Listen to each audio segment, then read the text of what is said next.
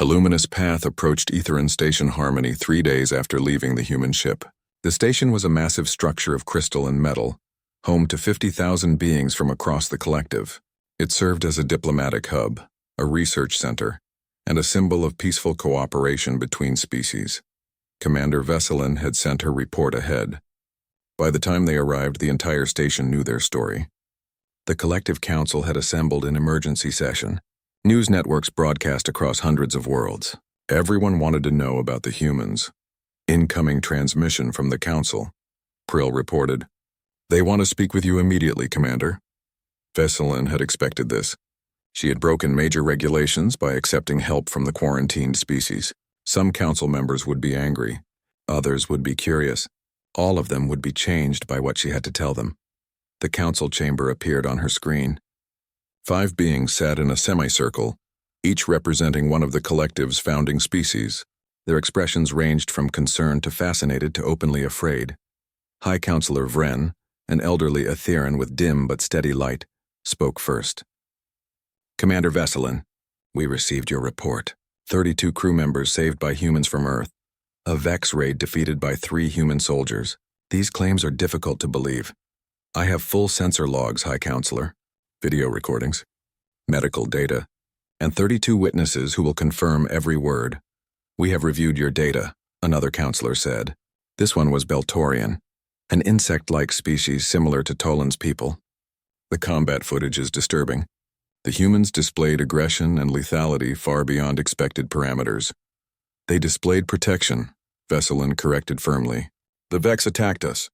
The humans defended us. There is a difference. Commander, you are asking us to reconsider 50 years of policy," High Counselor Vren said. "The quarantine was established for good reasons. Human history shows constant warfare. Their planet is hostile. They evolved as apex predators. We isolated them to protect the collective." Vesselin's light flared bright with conviction, "And in doing so, we denied ourselves the most capable allies in the galaxy. High Counselor, the humans saved us when they could have ignored our call. They risked their lives and their first contact to help strangers. They asked for nothing in return. If that is not the behavior of potential friends, what is?" The council members exchanged looks. Finally, a third counselor spoke, a being of flowing energy patterns contained in a protective suit. "You believe humans are not a threat?" "I believe humans are very much a threat," Vesselin replied honestly. "A threat to our enemies. A threat to pirates and raiders. A threat to anyone who would harm peaceful beings. But they chose to direct that threat at those who needed stopping, not at us. That choice defines them more than their capacity for violence." Meanwhile, on the far side of the galaxy, the UNES horizon approached Earth. Captain Boris Shin sat in her command chair, reviewing her report for the 100th time. She had broken standing orders, made unauthorized first contact, engaged in combat that could have started an interstellar conflict. She did not regret any of it. "Captain," Hana said quietly, "Earth Command is hailing us. Admiral Park wants to speak with you." Boris straightened her uniform and activated the communication. Admiral Park's weathered face appeared on screen. The old woman had commanded ships during Earth's worst conflicts. She understood difficult decisions. "Captain Shin, I have read your preliminary report. You violated the quarantine protocols." "Yes." "Admiral, you engaged in unauthorized first contact with an alien species." "Yes." "Admiral, you fought and defeated alien combatants, potentially starting a conflict." "We defended innocent beings from pirates, Admiral. I would do it again." Admiral Park was silent for a long moment. Then surprisingly, she smiled. "Good. Because in 2 hours, you and your crew will be addressing the United Nations Assembly. They want to hear everything about humanity's first contact with peaceful aliens. And Captain Shin, the Etherin Collective has formally requested diplomatic negotiations. They want to end the quarantine and establish relations with Earth." Bora felt her heart skip. "Admiral, are you saying—" "I am saying you did something remarkable, Captain. You answered a distress call and opened a door that has been locked for 50 years. Earth is no longer alone. Welcome home." Over the following weeks, everything changed. The Collective Council voted to end Earth's quarantine status. The vote was not unanimous, but it was decisive. Commander Vesselin's testimony, combined with the sensor logs and witness statements, made a compelling case. Earth's government responded by establishing the diplomatic fleet. Captain Bora was promoted to admiral and given command. Her mission, to prove that humans could be trusted members of the galactic community. The crew of the Horizon stayed together. Yunho, Unji, Seok, and Hana transferred to a new ship, the Yunez Unity, the first vessel designed for joint human collective operations. It had human quarters with Earth-standard gravity and Etheran quarters with lower gravity and adjusted atmosphere. It was a symbol, two species learning to share space. Hana became Earth's first official liaison to the Etheran collective. She moved to Station Harmony, where she worked with Prill, who had volunteered to be the first Etheran ambassador to Earth. The two young women, one human and one crystalline alien, became friends and partners in building bridges between their peoples. Word of the encounter spread through the collective faster than any official announcement could travel. The story grew in the telling. Brave explorers saved by mysterious Deathworlders who fought like legends and protected like guardians. Other species began to request human assistance with security issues. Pirate activity dropped sharply in sectors where human ships operated. The Vex Marauders in particular avoided any area where humans might be present. Warlord Kress had sent his warning far and wide. Do not fight the Deathworlders. They are death itself, but humans proved to be more than just warriors. They brought innovation, combining their robust engineering with collective elegance. They brought medicine, their knowledge of survival translating into trauma care that saved lives. They brought art, music, and culture from a world that had seen everything and survived. 6 months after the Luminous Path incident, the first joint research station opened. Located on a moon in neutral space, it was staffed by scientists from 5 collective species and 20 human researchers. Yoonji Yu led the engineering division. Tolan joined her, and together they created technologies neither species could have developed alone. The Etheran seedling from Earth grew in a garden on Station Harmony. It was the first Terran plant to thrive on an alien world. Visitors came from across the collective to see it. This living symbol of life from a death world bringing beauty to the stars. A phrase became common across collective space, spoken in dozens of languages and communication methods. Call the humans. It meant help was coming. It meant someone would respond, no matter how dangerous the situation. It meant you were not alone. On the anniversary of their first meeting, the crews of the Luminous Path and the original Horizon reunited on Station Harmony. Admiral Bora and Commander Vesselin stood together before a crowd of thousands. Speaking about cooperation and understanding, 1 year ago, Vesselin said, her light bright and steady, we sent a distress call expecting either rescue or death. We did not expect Deathworlders. We did not expect heroes. But that is what we got. Humans came when they did not have to, fought when they could have fled, and asked for nothing when they could have demanded everything. They showed us that strength and kindness are not opposites. They are companions, Bora spoke next. 1 year ago, we were alone. Earth was isolated, feared, kept separate from the galactic community. Then we heard a distress call. We answered because that is what you do when someone needs help. We expected to save one ship. Instead, we found an entire civilization worth knowing. The collective showed us that the galaxy has room for peace, science, and beauty. They showed us what we could become if we chose wisdom over warfare. The crowd erupted in cheers. In the dozens of ways different species expressed joy and approval. Humans, Etherans, Graylians, and others celebrated together. A year ago, such a gathering would have been impossible. Now it was the beginning of something new. That evening, the original crews gathered privately in the garden where the Earth seedling grew. It had become a small tree now. Green leaves alien but beautiful against the crystal walls of the station. To answer distress calls, Junho said, raising a glass of earth wine. To unexpected friends, Priel added, her glow warm and happy. To Deathworlders who became heroes, Tulin clicked softly. To peaceful beings who gave us a chance, Yoonji said with a smile. Bora and Vesselin looked at each other, human and Aetheran, predator and prey by evolution, but friends and allies by choice to the future. They said together, the galaxy was changing. Humanity was no longer isolated, no longer feared as mindless monsters. They were recognized as what they truly were, survivors from a harsh world who chose to use their strength to protect others. The collective was changing too. They learned that peaceful civilizations needed strong friends. That strength was not evil if it served good purposes. that the galaxy was safer when Deathworlders chose to be guardians instead of conquerors. After the battle, silence settled over both ships. It was a different kind of silence than before. Not the quiet of fear, but the stillness that comes after violence when everyone processes what they witnessed. Seok Nam returned to the Luminous Path's medical area, but this time he was the patient. His burned arm needed treatment. Several Etherean crew members watched as he calmly cleaned the wound, applied medication, and wrapped it with practiced efficiency. He treated himself the same way he had treated them, with professional detachment and careful precision. "Does it hurt?" asked Theron, the young Etherean Seok had helped earlier. Seok looked up and smiled. "Yes, but pain is just information. It tells me the injury is there and needs attention. I listen to it, but I do not let it control me." "We saw you fight," Theron said quietly. "You and the others.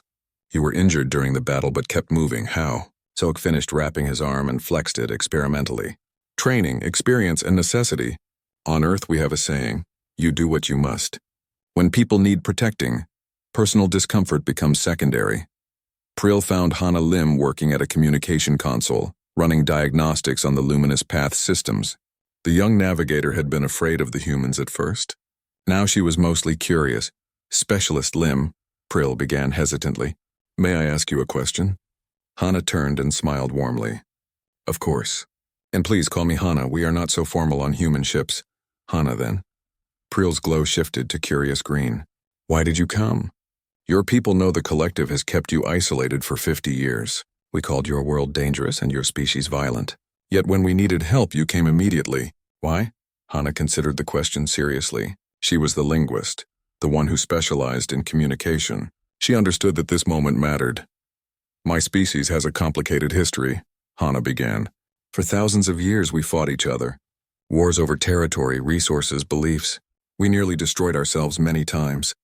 We learned what violence costs. We learned that strength without compassion is just brutality."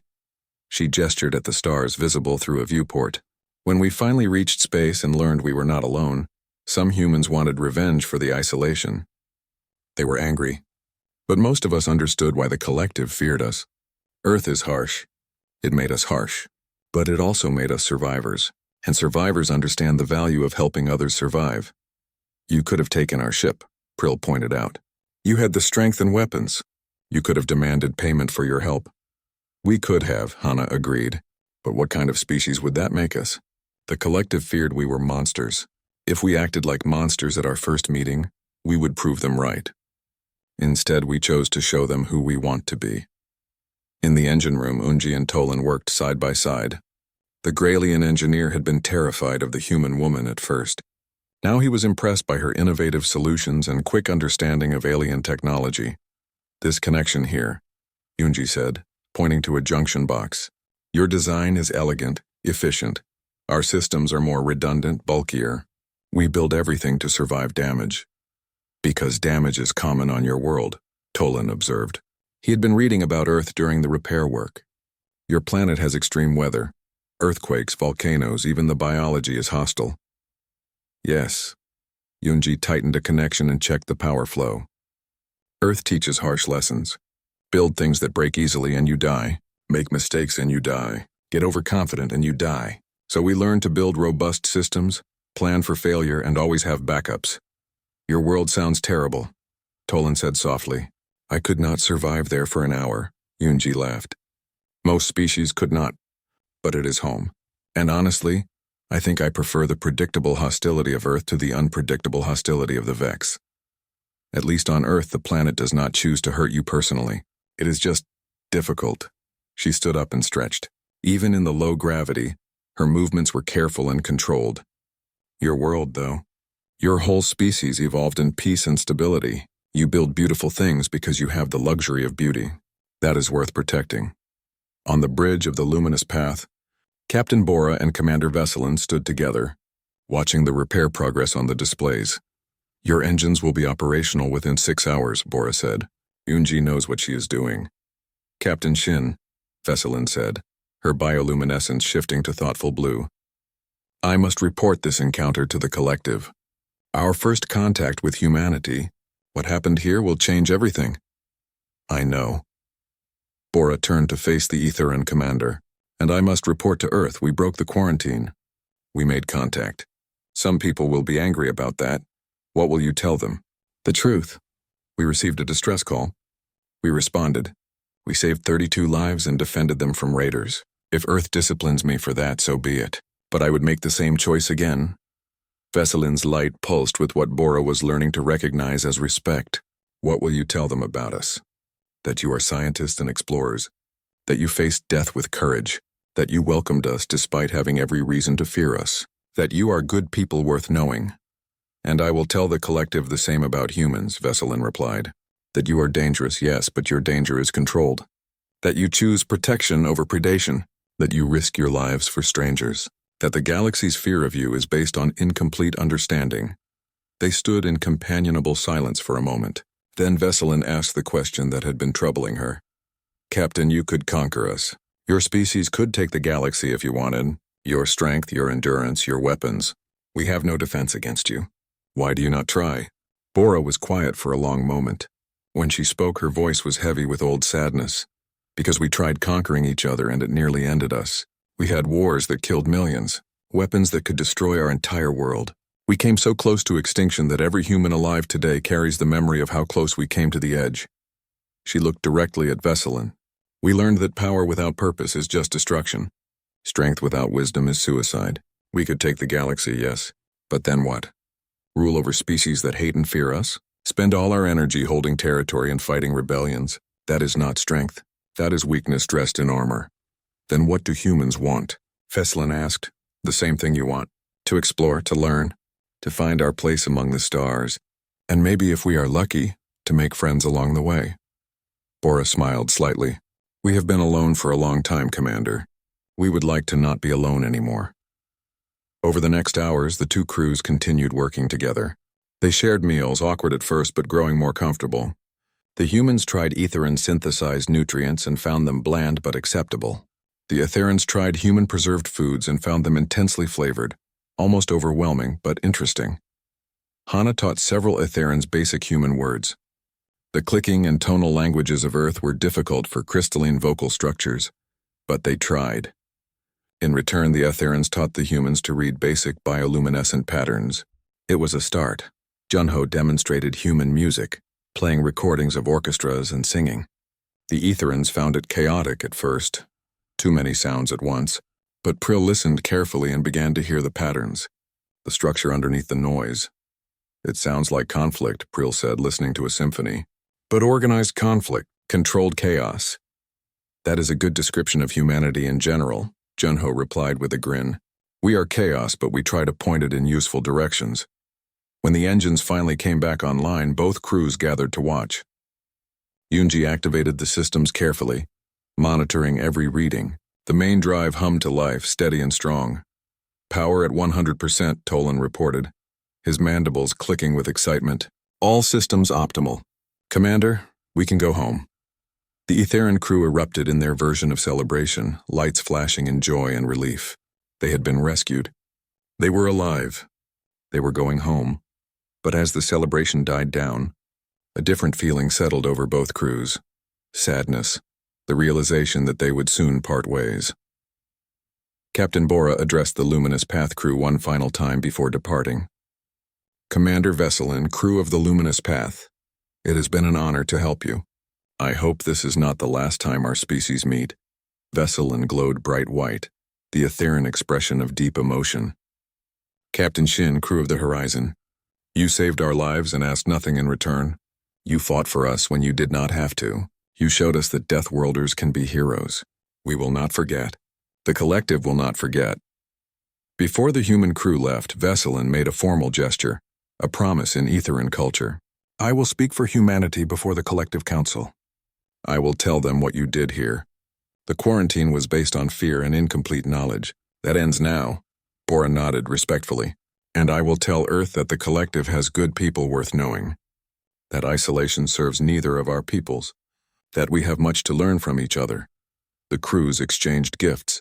The Etherans provided data crystals containing scientific knowledge and cultural information. The humans gave seeds from Earth, carefully preserved with instructions for growing them in Etheran conditions. Life from our world to yours, Yunji explained. The warning came without ceremony. One moment the ships floated in peaceful darkness while repairs continued. The next moment, alarms screamed across both vessels. "Captain!" Hana's voice cracked through the communication channel. "3 ships incoming. Fast.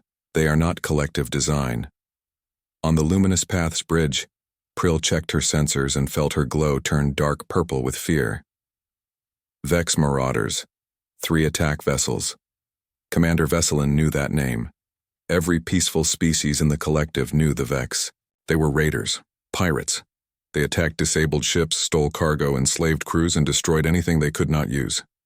The Vex had been the nightmare of trade routes for decades. "Can we run?" Vesselin asked, already knowing the answer. "Negative," Tolan replied from engineering. "Engines are not ready. Another 4 hours minimum." Captain Bora's voice cut through the panic. "Commander Vesselin, get your crew to the most protected parts of your ship. Now." "Captain Shin, the Vex outnumber us. They have heavy weapons. Both our ships are helpless." There was a pause. Then Bora spoke again, and her voice had changed. It was colder now, harder.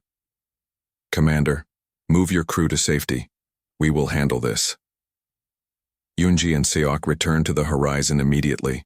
Vesselin watched them move through the airlock with new speed, their casual friendliness replaced by focused purpose. They moved like soldiers now, not scientists. A transmission came through on all frequencies. The voice was harsh, grinding, translated by computers into something the Etherans could understand. "Disabled vessels, I am Warlord Kress of the Vex Armada. You are now our property. Surrender your ships, your cargo, and your crew. Resistance will be met with destruction. You have 1 minute to comply." Vesselin looked at her crew. They were scientists, researchers. They had no weapons, no armor, no training for combat. They would be helpless against the Vex. Then Captain Bora's response came through, broadcast on the same frequency the Vex had used. "Vex vessels, this is Captain Bora Shin of the United Nations exploration ship Horizon. The vessel you are threatening is under our protection. You have one opportunity to alter your course and leave this system. This is your only warning." There was a pause. Then Warlord Kress laughed. It was an ugly sound. "Unknown vessel, our scanners show you are small, lightly armed, and outnumbered 3 to 1. You have no chance. Stand down or be destroyed with the others." On the Horizon's bridge, Bora Shin allowed herself a cold smile. Humans had been underestimated before. It never ended well for the ones doing the underestimating. "Junho, disconnect from the luminous path. All crew combat stations, Hana, send our identification codes to the Vex computers. Let them know exactly what they are dealing with." The Horizon pulled away from the damaged Etheran vessel. On the Vex flagship, tactical officers studied the approaching human ship. It was small by their standards. Its weapons were primitive kinetic projectiles, not energy weapons. This would be easy. Then the identification codes came through, and one of the Vex officers made a confused noise. "Warlord, their home planet. The computer has classified it as a Category 4 death world. Gravity, 1 unit. Atmosphere, 21% oxidizer. Temperature extremes of." The officer trailed off, rechecking the numbers. "These readings cannot be correct. Nothing could evolve in these conditions." Warlord Kress dismissed the concern. "Faulty data. No matter how dangerous their world, they are still outnumbered. All ships, open fire." The 3 Vex vessels launched their attack. Plasma bolts streaked through space, deadly enough to vaporize most ships. But the Horizon was not like most ships. It was built by humans who understood that space was hostile and death was always one mistake away. Junho's fingers danced across his controls. The Horizon twisted, dove, and rolled through space with movements no collective pilot would dare attempt. The G-forces pressed the crew deep into their seats. 5 gravities, 6, 7. Forces that would turn most alien species into paste. But humans were built for gravity. Their bones were thick. Their blood vessels were reinforced. Their brains were cushioned against impact. The plasma bolts missed. "Return fire," Bora ordered calmly. The Horizon's railguns spoke. They were simple weapons by galactic standards, No exotic energy. No particle beams. Just solid tungsten projectiles accelerated to a fraction of light speed by electromagnetic force. Primitive, yes, but devastatingly effective. The first projectile hit a Vex ship dead center. The kinetic energy transfer was catastrophic. Shields designed to deflect energy weapons did nothing against solid matter moving at relativistic speeds. The tungsten rod punched through armor, through decks, through vital systems. Secondary explosions rippled across the Vex vessel. Aboard the luminous path, the Etheran crew watched in stunned silence. The human ship was smaller than any of the Vex vessels. It should have been destroyed immediately. Instead, it danced through enemy fire like it was performing a ballet, and its weapons hit with the force of small meteors. "How are they doing this?" Priel whispered. Tolan checked his readings again, not believing what he saw. "Those acceleration patterns. They are pulling 7G turns, that should kill them. But they are still conscious, still functioning, still fighting." The damaged Vex ship tried to retreat, venting atmosphere and spinning out of control. The two remaining raiders changed tactics, launching boarding pods at the helpless luminous path. If they could not take the human ship, they would take the Etheran vessel and use the crew as hostages. 20 Vex warriors breached the Etheran hull. They were large, heavily armored, and armed with weapons designed to kill. The Etheran crew retreated to the command center, sealing the doors. They were trapped. "Captain Shin," Veselin transmitted desperately. "They are boarding us. We have no weapons, no defense." Bora's response was immediate. "Junho, bring us alongside. Yunji, Seok, with me. Hana, keep those other ships busy." The Yao, Horizon matched position with the luminous path, even while exchanging fire with the two remaining Vex ships. The precision was impossible, but Junho made it look easy. 3 humans cycled through the airlock and boarded the Etheran vessel. What followed became a story the Etheran crew would tell for the rest of their lives. The internal cameras showed everything. 3 humans against 20 Vex warriors. The Vex were larger, stronger than most species. They wore armor and carried weapons. They had experience in numbers. They did not stand a chance. Bora, Yunji, and Seok moved through the ship like shadows. They communicated without words, using hand signals and shared understanding that came from training together for years. They knew each other's movements, anticipated each other's actions, worked as a single unit. The humans used the environment against the Vex. Low gravity that was normal for Etherans became a weapon in human hands. They used corners, doorways, narrow corridors. They improvised traps from ship systems. When Yunji's weapon ran empty, she discarded it and fought hand-to-hand, using techniques developed over thousands of years of human warfare. Seok used his medical knowledge in reverse, identifying weak points in Vex anatomy with the same precision he used to heal. Bora moved with controlled fury, every motion economical, every shot placed with deadly accuracy. The Vex were experienced raiders. They had fought many battles and won most of them. But they had never fought humans before. They had never faced a species that evolved by being the most dangerous thing on a planet full of dangerous things. 12 minutes after the boarding began, it was over. 20 Vex warriors were neutralized, some unconscious, some dead, some surrendered. The 3 humans regrouped in the corridor, checking each other for injuries with quick efficiency. Bora had a cut above her eye. Seok's arm was burned. Yunji was limping slightly. They ignored their wounds and continued moving. Outside, Hana and Junho had disabled the second Vex ship. The third raider vessel, the flagship, began to retreat. Warlord Kress transmitted one final message. "All Vex forces, mark these coordinates as forbidden. The Deathworlders are real. They are not prey. They are death. Stay away." The remaining Vex ships fled, their engines burning at maximum power to escape the impossible humans. On the luminous path, Captain Bora opened a channel to the command center. "Commander Veselin, the threat is neutralized. Your ship is secure." The Etheran crew emerged slowly from their shelter. They found the 3 humans standing in the corridor, breathing hard, wounded but alive. Around them lay the evidence of what they had done. Veselin approached Captain Shin carefully. The human looked tired now. Human, vulnerable. But Veselin had seen what she could do when threatened. She had seen what all three humans could do. "You saved us," Veselin said simply. "Again." Bora nodded once. "That is what we came here to do, Commander. Now let us finish fixing your ship. You still need to get home." As the humans returned to their repair work, Priel turned to Tolan. Her voice was soft with wonder and fear. "They fought 20 armed warriors and won. 3 against 20. And then they went back to fixing our engines like nothing happened."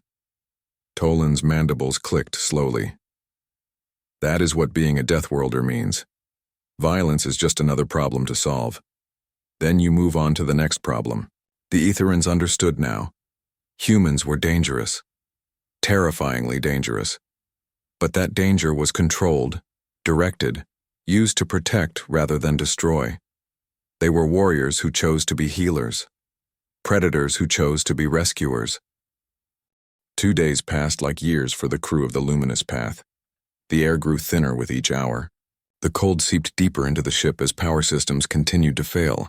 Commander Veselin kept her crew busy with tasks and maintenance, anything to keep their minds from counting the hours they had left. Then everything changed. "Commander," Pril's voice cracked with excitement. "Sensors detect a ship approaching, fast." Veselin rushed to the navigation station. "Is it the rescue ship? Did they get here early?" Pril shook her head, her glow shifting to confused yellow. "Negative. The ship design does not match any collective vessel. And Commander, look at their deceleration burn." She pointed to the numbers on her screen.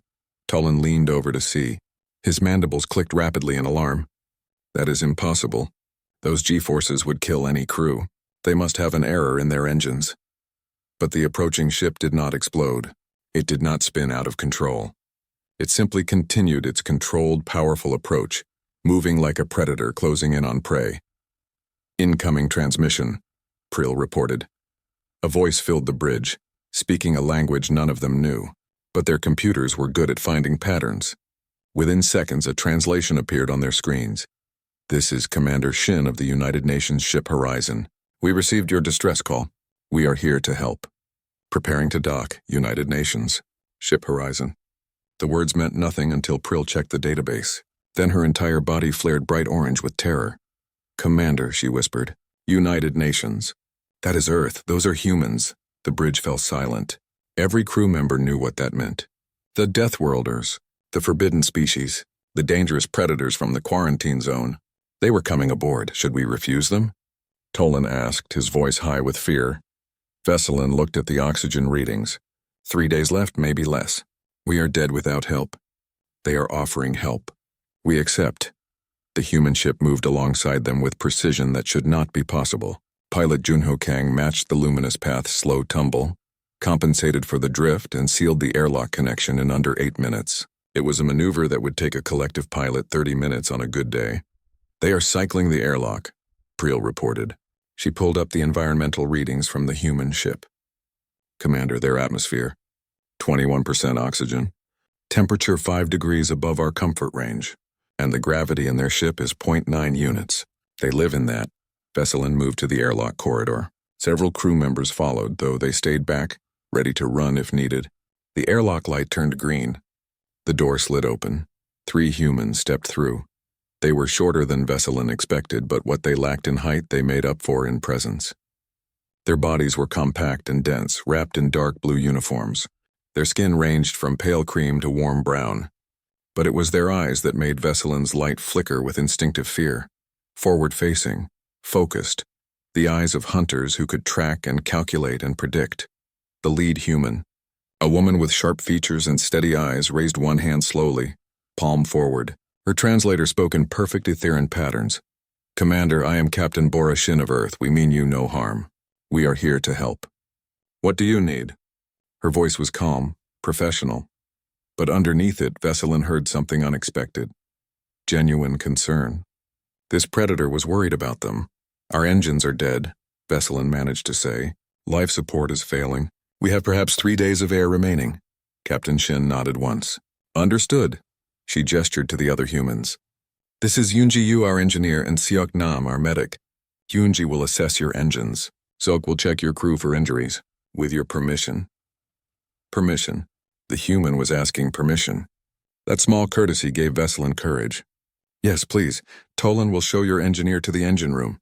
Yunji-Yu smiled. It was meant to be friendly, but it showed teeth. The Aetherans pulled back instinctively. Yunji's smile faded and she simply nodded, following the nervous Tolan down the corridor. As she walked, the crew noticed how she moved through their low gravity. Humans evolved in gravity twice as strong. Here she moved with controlled power, each step deliberate like a swimmer in shallow water. Seoknam opened a case full of medical equipment. He approached the nearest Aetheran crew member slowly, moving with exaggerated care. May I scan you? I need to understand your biology to help properly. The crew member, a young male named Theron, flickered with fear but held still. Seok ran a scanner over him, watching the readouts with focused attention. Silicon-based life fascinating. Different from anything on Earth, but I can work with this. He looked at Theron directly. You have a fracture in your lower support structure, probably from when the ship was damaged. Does it hurt? Theron blinked in surprise. Yes, how did you know? I am a doctor. It is my job to know. Seok pulled out a device from his kit. This should help stabilize the fracture. It might feel strange, but it will not hurt more than it already does. In the engine room, Yunji stood in front of the damaged systems, her hands on her hips. Tolan explained the cascade failure, pointing to burned-out components and fried circuits. Yunji listened carefully, asking questions that showed she understood the principles, even if the design was alien. This component here, she said, pointing to a large cylindrical unit. This is your primary power regulator, yes? Correct, Tolan confirmed. But it requires 4 crew members to remove it for repair. Yunji reached out with both hands, gripped the unit, and simply lifted it free. She held it in one hand while examining the connections with the other. Tolan's mandibles froze in shock. The regulator weighed nearly 80 kilograms. This human woman was holding it like it weighed nothing. Your gravity, Tolan breathed. You evolved in double our gravity. That is why you are so strong. Yunji set the regulator down gently. I am not particularly strong for a human. But yes, our world made us dense. Heavy bones, thick muscles. It is just normal for us. She smiled again, trying to be reassuring. I can fix this. I will need some tools and maybe 6 hours. Your ship will fly again. Back on the bridge, Captain Shin stood with Commander Veselin looking at the damage reports. Prill watched the human captain carefully, trying to understand. The files said humans were dangerous, aggressive, violent. But this woman moved with control, spoke with courtesy, and showed genuine care for the Aetheran crew. Captain Shin, Veselin said quietly, why are you helping us? The collective has kept your species isolated for 50 years. We feared you. We called your world a death world and your people dangerous. Yet you risked your ship and crew to save us. Bora met Veselin's gaze directly. You sent a distress call. That means you need help. Where I come from, when someone needs help, you help them. It does not matter if they are human or not. It does not matter if they would do the same for you. You help because it is the right thing to do. But the risk, Veselin insisted. You did not know what you would find here. We could have been hostile? Yes, Bora agreed. You could have been. But you were not. You were people in trouble who needed help. That is all that mattered. Prill could not stay silent any longer. Captain, I read the files about your species. Your planet is classified as one of the most dangerous worlds we have ever discovered. Your evolution made you into predators, hunters. How can you be so gentle? Bora turned to the young navigator. Yes, Earth is dangerous. Yes, we evolved as hunters, but we also evolved intelligence, compassion, and the ability to choose. Just because we can be dangerous does not mean we must be. My species learned that lesson the hard way. We nearly destroyed ourselves with wars and violence. We survived by learning to cooperate, to help each other, to be better than our worst instincts. She gestured around the damaged ship. You built a vessel for science and exploration. You seek knowledge, not conquest. That is admirable. My species seeks the same things now. We just come from a harsher background. Hours passed. The human crew worked alongside the Aetherans. Yunji fixed systems with innovative solutions that combined human engineering principles with Aetheran technology. Seok treated the injured crew members with gentle care, learning their biology as he went. On the horizon, Junho and Hana monitored the area, making sure no other ships approached. The Aetheran crew slowly relaxed. These humans were strange and frightening, yes. They were strong and moved like coiled springs ready to release. But they were also patient, kind, and genuinely helpful. They laughed at mistakes and worked hard to fix problems. They shared food from their ship, strange preserved items that the Etherans found too intense but interesting. For the first time in days, the crew of the Luminous Path felt hope. The Deathworlders had come, and instead of death, they brought life. The Luminous Path drifted through the darkness of space like a dying firefly. Inside the ship, Commander Vesselin watched the emergency displays with growing concern. Her crystalline body glowed with soft blue light, dimming slightly as worry filled her thoughts. Around her, the ship's systems blinked red and yellow warnings across every screen. "How long do we have?" Vesselin asked, her voice carrying through the bridge like wind chimes. Engineer Tolan clicked his mandibles nervously. The insect-like Graylien checked his screens again, hoping the numbers would somehow change. They did not. 5 days, Commander. Maybe 6 if we reduce life support to minimum levels. 5 days. Vesselin turned to look at her crew of 32. They were scientists and explorers, not warriors. They came from the Etheran Collective, a peaceful group of 5 alien species who believed in knowledge and cooperation. Violence was something they studied in history files, not something they lived through. Their ship was designed for research, not combat. It had no weapons, no armor, no way to defend itself. The radiation belt had appeared from nowhere. One moment they were scanning an interesting star system. The next, their instruments screamed warnings as invisible energy tore through their ship's systems. The main engines died first. Then the backup power. Now they were running on emergency batteries that would not last long enough. "The distress beacon is active," young navigator Prill reported. Her voice was steady, but Vesselin could see the fear in her glow. This was Prill's first deep space mission. She was brilliant with numbers and star charts, but she had never faced death before. None of them had. "How far to the nearest collective ship?" Vesselin asked. Prill's fingers danced across her console. The answer made her dim visibly. 8 days at maximum speed, Commander. They received our signal. They are coming, but they would arrive too late. Everyone on the bridge understood. The mathematics were simple and cruel. They would run out of oxygen before help arrived. Vesselin made her decision. "Send personal messages to all crew families. Include our mission logs and scientific findings. At least our work will survive even if we do not." The bridge fell silent except for the quiet hum of failing systems. Then Priel spoke again, her voice small. "Commander, there is something in the database. About the region of space we are in." "What kind of something?" "We are near the edge of Sector 237, the quarantine zone." Priel's words made several crew members stop what they were doing. Tolan made a nervous sound. "The Forbidden Sector?" "Where the Deathworlders live." Vesselin had heard the stories. Every member of the collective knew about Sector 237. 50 years ago, they discovered a species there. A dangerous species from a planet so hostile that most collective members could not even survive on its surface. The collective council decided these beings were too violent, too unpredictable for contact. They built an invisible wall of rules and regulations, keeping that species isolated from the rest of the galaxy. "What do we know about them?" Vesselin asked. Prill pulled up the restricted files. Her glow shifted to orange with fear as she read. "Species name human, home planet Terra, also called Earth. Classification Category 4 Death World." She paused. "Commander, their planet has 1 full gravity unit. That is twice what we can survive. What else?" Vesselin felt cold despite her natural warmth.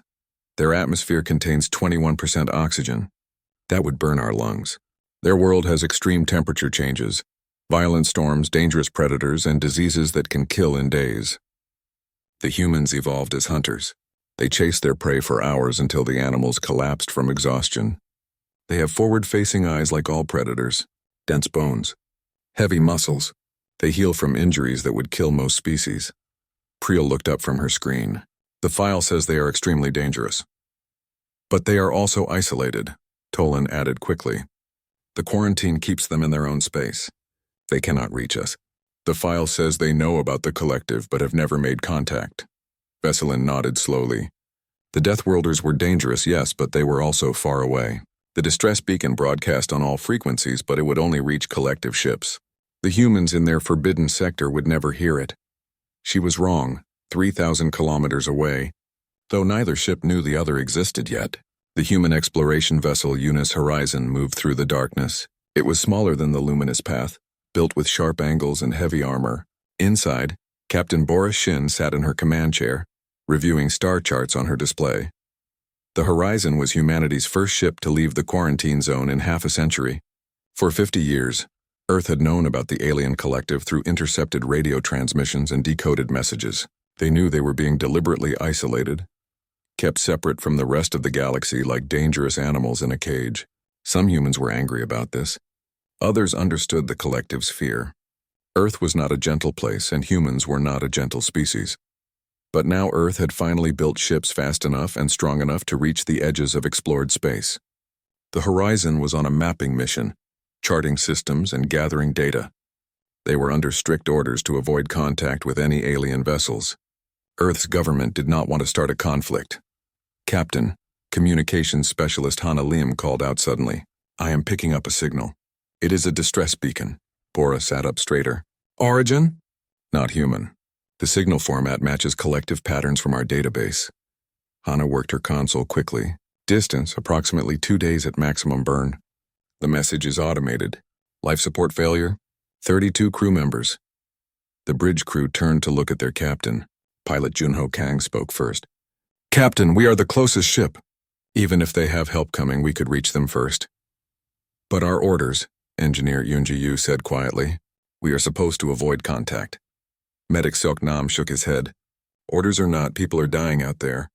We took an oath to help those in need." Bora Shin looked at each member of her small crew. They were good people. She had chosen them herself.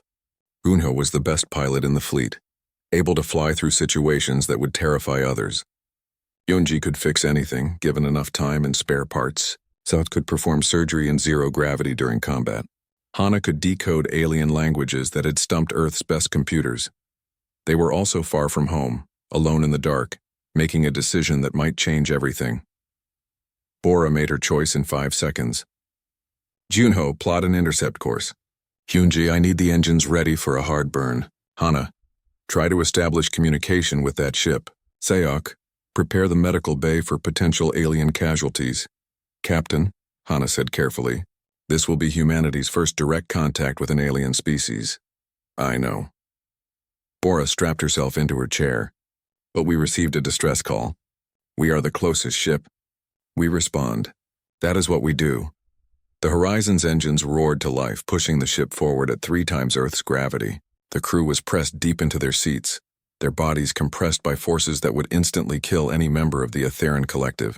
But humans evolved on a world that tried to crush, burn, freeze, and poison them every single day. 3 gravities was uncomfortable but survivable. The ship accelerated into the darkness, racing toward a meeting that neither species expected. The Aetherans sent a distress call hoping for rescue. They did not know that the most dangerous predators in the galaxy were coming to save them.